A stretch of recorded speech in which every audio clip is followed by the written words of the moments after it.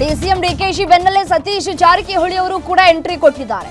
ಬೆಳಗಾವಿ ಸಾಹುಕಾರ ಸತೀಶ್ ಜಾರಕಿಹೊಳಿ ಪರ ಜೈಕಾರವನ್ನ ಕೂಗಲಾಗ್ತಾ ಇದೆ. ಮುಂದಿನ ಮುಖ್ಯಮಂತ್ರಿ ಸತೀಶ್ ಜಾರಕಿಹೊಳಿ ಅಂತ ಹೇಳಿ 2028ಕ್ಕೂ ಮೊದಲೇ ಸಿಎಂ ಆಗೋ ಲೆಕ್ಕಾಚಾರವನ್ನ ಹಾಕದಂತೆ ಕಾಣಿಸ್ತಾ ಇದೆ ಜಾರಕಿಹೊಳಿ.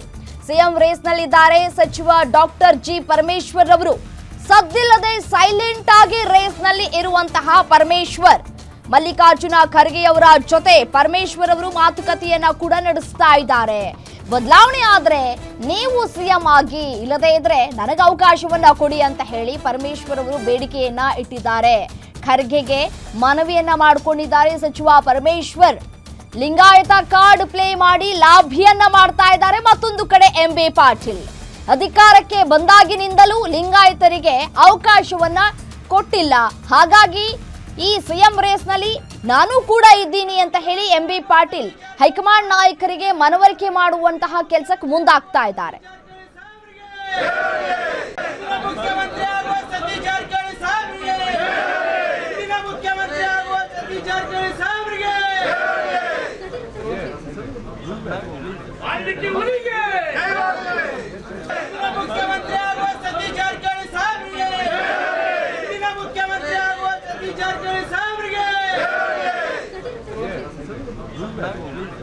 I